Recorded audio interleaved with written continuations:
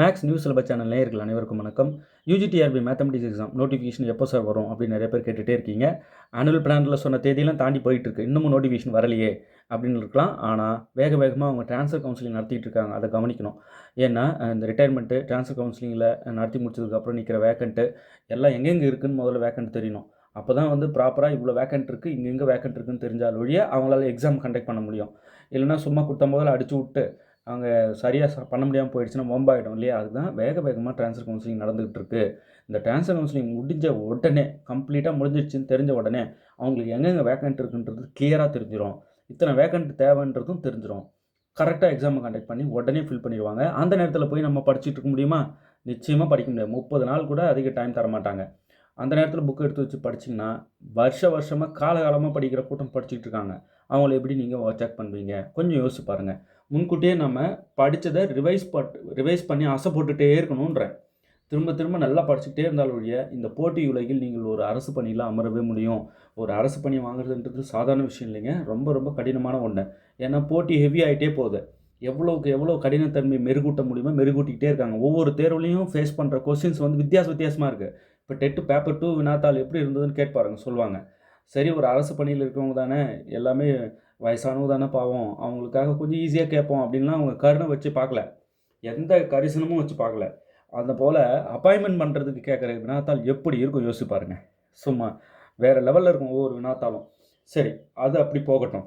நான் நான் உங்களுக்கு என்னோடய சப்ஸ்கிரைபருக்கு சொல்கிற ஒரு சின்ன வேண்டுகோள் என்னென்னா, 3 மணி நேரம் நீங்கள் தேர்வு எழுத முற்படுவீங்க.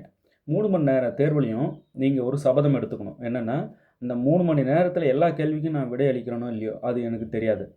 ஆனால் எத்தனை கேள்விக்கு விடை அளித்தாலும் அது சரியானதாக இருக்கும் அப்படின்றதுல உறுதியாக இருங்க.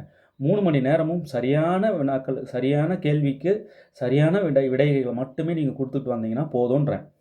அந்த அளவுக்கு உங்களை மெருகேற்றிக்கிங்க. நம்பர் ஆஃப் கொஸ்டின்ஸ் 10 இருந்தால் போதுமா சார்? அப்படி சொல்லக்கூடாது. நம்ம எத்தனை ஹவர்ஸ் ஆன்சர் பண்ணுறோம்? 3 ஹவர்ஸ் ஆன்சர் பண்ணுறோம்.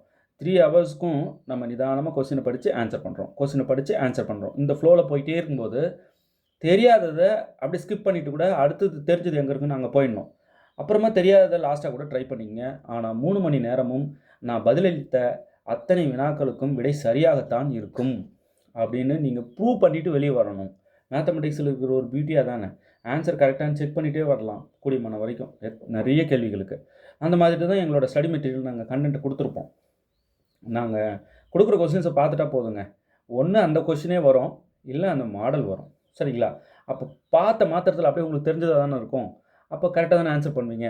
அப்போ 3 ஹவர்ஸும் கரெக்டாகவே ஆன்சர் பண்ண நீங்கள் நிச்சயமாக 3 ஹவர்ஸும் தப்பாக ஆன்சர் பண்ணவங்க உங்கள்கிட்ட தோற்று தான் போவாங்க இல்லையா? அப்போ 3 ஹவர்ஸும் நான் ஆன்சர் பண்ணேன் சார், சரியானது மட்டும்தான் பண்ணியிருப்பேன், தவறானது ஒன்று கூட இருக்காது அப்படின்னு தயவுசெய்து சபதம் எடுத்துக்குங்க. அதுக்கு தான் ப்ராக்டிஸாக நாங்கள் டெஸ்ட் பேட்ச் தரோம். டெஸ்ட் பேட்ச் ஜாயின் பண்ணிட்டீங்கன்னா இதை நீங்கள் ஒவ்வொரு வாரமும் 3 தடவை இந்த மாதிரி நான் சொல்கிறத செஞ்சு பார்க்கலாம். ஒவ்வொரு வாரமும் 3 தடவை செஞ்சு பார்க்குறவங்க எக்ஸாம் வர வரைக்கும் எத்தனை கொடுப்போம் யோசிச்சு பாருங்கள்.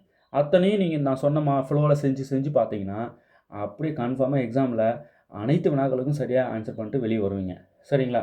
இப்படி தான் இருக்கணும். அதே போல் நிறைய பேர் நம்பிக்கை இழந்து காணப்படுறீங்க. நம்ம கொண்டு வந்தது எதுவுமே இல்லைங்க. நம்ம என்னத்தை எடுத்துகிட்டு போகிறோம்? ஒன்றும் கொண்டு போகிறதும் இல்லை. ஆனால் நம்மளால் ஒன்று மட்டும் செஞ்சுட்டு போக முடியும். நல்லா படிச்சுட்டு முடியும். கண்டென்ட்டை படித்து மைண்டுக்குள்ளே ஏற்றிக்க முடியும். ஒருவன் கற்ற கல்வி 7 பிறவிக்கு கூட வரும் அப்படின்னு சொல்லியிருக்காங்க. ஸோ நல்லா படிங்கன்றேன். நான் உங்களை வேறு எதுவும் செய்ய சொல்லலை. கண்டென்ட்டை எடுத்து வச்சுட்டு நீங்கள் படிச்சுட்டே இருங்க. பசியும் பட்டினியுமா, வலியும் வேதனையுமா, ரணமாக ருசித்து படிக்கிறவங்க தான் வெற்றி பெறுமா. அதனால் எல்லா வழிகளையும் கொண்டு வந்து அப்படி இங்கே கொட்டுங்க.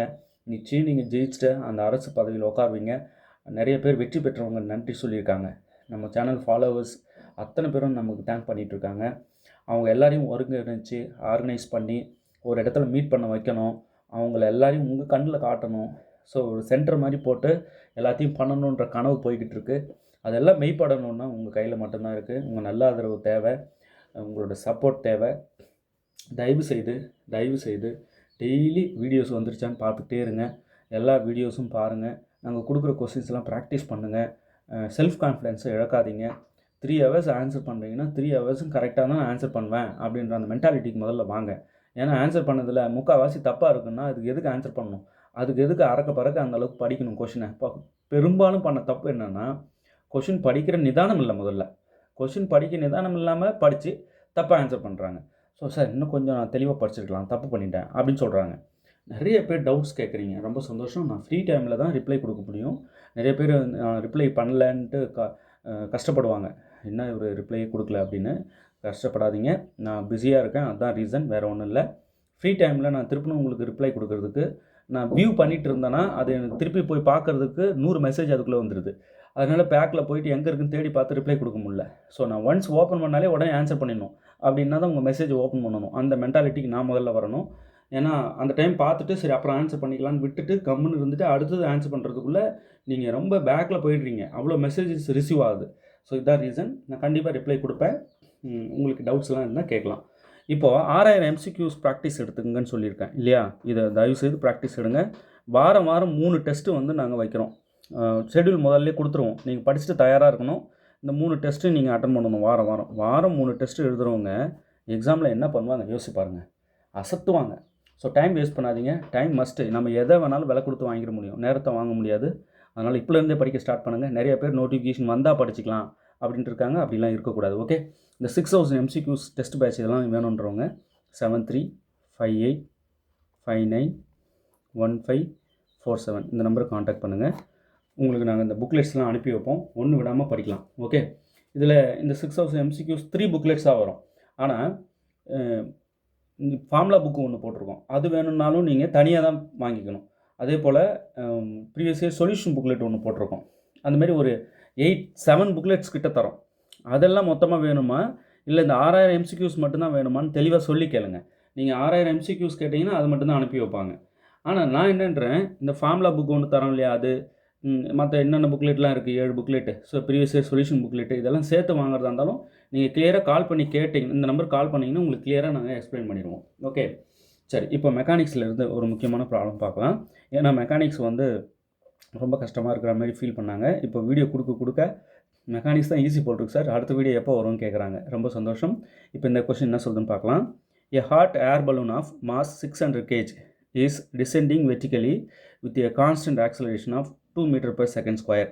Calculate the mass of ballast that must be thrown out so that the balloon begins to rise upwards with an acceleration of 2 meter per second square. Take G equal to 10 meter per second square. அதாவதுங்க, ஒரு balloon, நல்ல ஹாட்டான air balloon, அது கீழே அப்படியே இறங்கி வந்துகிட்டே இருக்குது. என்ன வெயிட் சொல்லியிருக்காங்கன்னா 600 kg வெயிட் சொல்லியிருக்காங்க. அது அப்படியே வெர்டிக்கலாக அப்படியே கீழே வந்துகிட்டே இருக்குது, டிசெண்டிங் ஆகிட்டே கீழே வருது. என்னென்னா வித் கான்ஸ்டன்ட் ஆக்சலரேஷன், இந்த ஆக்சலரேஷனில் கீழே வந்துக்கிட்டு இருக்குது. இப்போ என்ன கேட்குறாங்கன்னா, அதே ஆக்சலரேஷனில் அந்த பலூன் வந்து மேலே போகணும், ரைஸ் அப்வர்ட்ஸ், மேலே போகணுன்னா அப்போ அந்த மாஸ் என்னவாக இருக்கணும், பலூனோட மாஸ் வந்து நம்ம எவ்வளோ ரெடியூஸ் பண்ணணும் அப்படின்னு கேட்குறாங்க. சொல்கிறது புரியுதுங்களா? இப்போது இந்த கொஸ்டினோட தமிழ் வடிவம். 600 kg நிறை கொண்ட வெப்பக்காற்று balloon 2 metre per second square என்ற சீரான முடுக்கத்துடன் செங்குத்தாக கீழ் நோக்கி இறங்குகிறது. இவ்வளோ வெயிட்டுள்ள பலூன் வெர்டிக்கலி அப்படியே கீழே இறங்குதுங்க.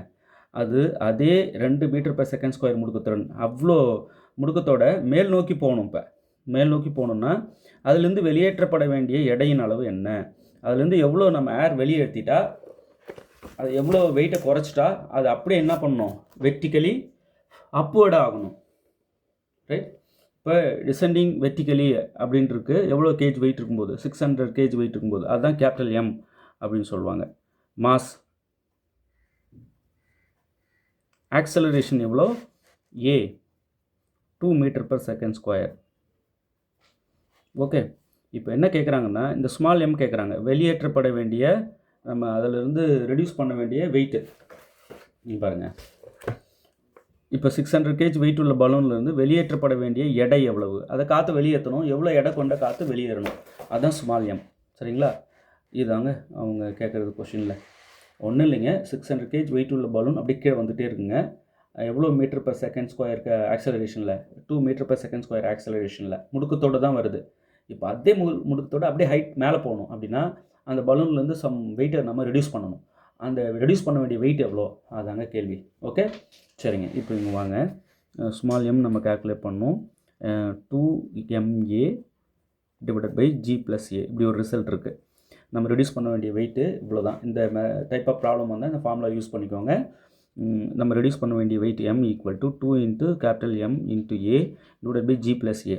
இப்போது 2ன்றது அப்படியே இருக்கட்டும். m வந்து நமக்கு தெரியும், கொஸ்டினில் கொடுத்துருக்காங்க 600 kg இன்ட்டு A வந்து ஆக்சலரேஷன் 2 / இங்கே G கொடுத்துருக்காங்க அவங்களே கொஸ்டினில் 10 தான். நம்ம அவங்க சொன்ன G நம்ம ஃபாலோ பண்ணணும். சார் கொடுக்கலன்னா ஜியோட ஸ்டாண்டர்ட் வேல்யூ உங்களுக்கு தெரியும், அதை போட்டுக்கோங்க. சென்டிமீட்டரா மீட்டரா அதை பார்த்துக்குங்க. ஏன்னா சென்டிமீட்டர்னா சென்டிமீட்டரில் நம்ம அதை கால்குலேட் பண்ணி போட வேண்டியிருக்கும் ஜியை. ரைட். ஏ வந்து 2, அவ்வளோதாங்க. இங்கே ஜி அவங்க கொடுத்துட்டாங்க. சரி, இப்போது இதை நம்ம ஃபுல்லாக எல்லாத்தையும் சிம்பிளிஃபை பண்ணலாம். இங்கே வந்து 2 2s are 4, இது 2 மல்டிப்ளை பண்ணி அந்த 4 எடுத்துகிட்டு 6 கூட மல்டிப்ளை பண்ணால் 24. இந்த 2 0 அப்படியே போட்டுக்கலாம். டிவைடட் பை இங்கே வந்து 10 + 2 வந்து 12. இதை கட் பண்ணோம் அப்படின்னா 2 × 12 வந்து 24. இந்த 0 அப்படியே போட்டுக்கலாம். அப்போது 200 kg வெயிட் வந்து நம்ம ரெடியூஸ் பண்ணணும். எதுலேருந்து? அந்த 600 kg வெயிட் உள்ள பலூன்லேருந்து இவ்வளோ வெயிட்டை ரெடியூஸ் பண்ணோம்னா அது அப்படியே அப்வர்ட் ஆகும். அந்த பலூன் அப்படியே மேலே போகும். சரிங்களா? அப்போ ஆப்ஷன் பி தான் இதுக்கு கரெக்ட். ரைட். நல்லா புரிஞ்சுக்குன்னு நினைக்கிறேன். இந்த மாதிரி நிறைய ப்ராப்ளம் நம்ம வீடியோ போட்டோங்க. மெக்கானிக்ஸ் கேட்டு மட்டும்தான் மெசேஜ் பண்ணுறாங்க இப்போ எல்லோரும். இந்த நம்பருக்கு வாட்ஸ்அப் பண்ணுங்கள், உங்களுக்கு நான் அனுப்பி வைக்கிறேன். ஓகே. இப்போ இந்த 3 ப்ராப்ளமும் நீங்கள் போட்டு எனக்கு ஆன்சர் சொல்லுங்கள் பார்க்கலாம். சேம் டைப் இதே மாடல் ப்ராப்ளம் 3 எக்ஸசைஸ் கொடுக்குறேன். இதுக்கு முன்னாடி கொடுத்த எக்ஸசைஸ் கரெக்டாக போட்டு அனுப்பியிருக்காங்க எல்லோரும். வாழ்த்துக்கள். நம்ம எந்த அளவுக்கு ஸ்பீடாக இருக்குமோ அந்த அளவுக்கு வெற்றி நம்ம கையில் கிட்ட இருக்குன்னு அர்த்தங்க, வேறு ஒன்றும் இல்லை. இதை விட இந்த 6000 MCQஸை கையில் வாங்கி வச்சுக்கோங்க. 6000 MCQs வேணுன்றவங்க 7358591547 இந்த நம்பர் கான்டாக்ட் பண்ணுங்கள், அனுப்பி வைக்கிறேன். அதில் இருக்கிற தியரி கொஸ்டின்ஸ் புரிஞ்சதாவது பண்ணிங்களேன். நான் 6000 கொஸ்டின் ஒரு 3000 கொஸ்டின் படிச்சிட்டேன் சார், அதான் எனக்கு தெரிஞ்சதுன்னு கூட சொல்லுங்களேன். தெரிஞ்சதை பாருங்கன்றேன். எங்கேயோ கொண்டு போகும் உங்களோட நாலேஜ். அது அடுத்து கொஸ்டின் எழுப்போம். ரைட். அப்பப்போ அசை போட்டுகிட்டே இருங்க. டெஸ்ட் பேட்ச் கொஸ்டின்ஸை பார்த்துட்டே இருங்க. பெரிய சப்போர்ட்டாக இருக்கும். சார் இது வரைக்கும் போட்ட இந்த ப்ராப்ளம்லாம் அப்படியே பின் பண்ணி தந்துருங்க, நாங்கள் படிச்சுக்கிறோம். உங்கள் ஹேண்ட் ரைட்டிங்கில் அப்படியே வேணும்னு நிறைய பேர் கேட்டுட்ருக்காங்க. இன்னும் கொஞ்சம் போடுறேன். மெக்கானிக்ஸில் ஒரு 500 ப்ராப்ளம்ஸாவது வரணும். வந்தால் தான் நல்லாயிருக்கும். அப்படி மொத்தமாக ஏரியா கவர் ஆன மாதிரியும் இருக்கும். உங்களுக்கு அப்படியே பின் தட்டி அனுப்பி விட்டுருவேன். இந்த ப்ராப்ளம் வீடியோ போட்டுட்ருக்கிறத பார்த்துட்டு போனாலே போதுங்க, அடித்து நொறுக்கிட்டு வந்துட்டே இருக்கலாம். ஓகே. நல்லா ப்ராக்டிஸ் பண்ணுங்கள். தேர்வில் வெற்றி பெற வாழ்த்துக்கள். தேங்க்யூ.